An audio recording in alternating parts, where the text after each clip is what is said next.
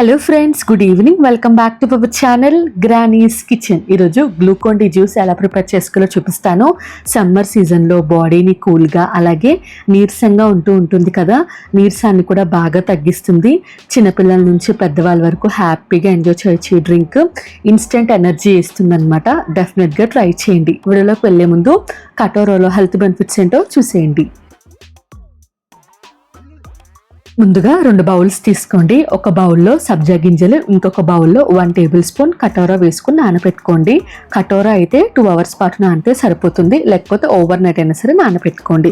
సబ్జా గింజల ప్లేస్లో మీరు చియా సీడ్స్ కూడా తీసుకోవచ్చు. కటోరా నానబెట్టుకున్న తర్వాత ఒక గ్లాస్ తీసుకుని అందులోకి 2 tablespoons Glucon D powder add చేసుకోండి. 1 టేబుల్ స్పూన్ సబ్జా గింజలు యాడ్ చేసుకోండి. సబ్జా గింజలు డైలీ తీసుకోవడం వల్ల వెయిట్ లాస్ కూడా అవుతామన్నమాట.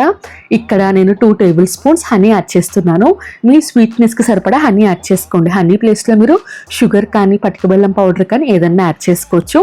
దాని తర్వాత నిమ్మకాయ రసం 2 టేబుల్ స్పూన్స్ కటోరా యాడ్ చేస్తున్నాను. అంతకన్నా ఎక్కువ యాడ్ చేసుకోకండి. కటోరా యాడ్ చేస్తే ఎక్కువ తాగలేమన్నమాట.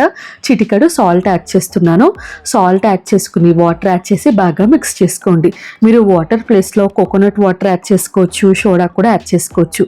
బాగా మిక్స్ చేసుకుని హ్యాపీగా సర్వ్ చేసుకోండి. చాలా టేస్టీగా ఉంటుంది. అలాగే నీరసాన్ని కూడా ఇట్టే పోగొడుతుంది.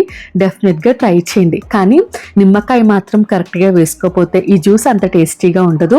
డెఫినెట్గా ట్రై చేయండి. ట్రై చేశాక నాకు ఎలా వచ్చిందో కామెంట్ సెక్షన్లో కామెంట్ చేయండి. ఇటువంటి మంచి వీడియోస్ కోసం నా ఛానల్ సబ్స్క్రైబ్ చేసుకోండి.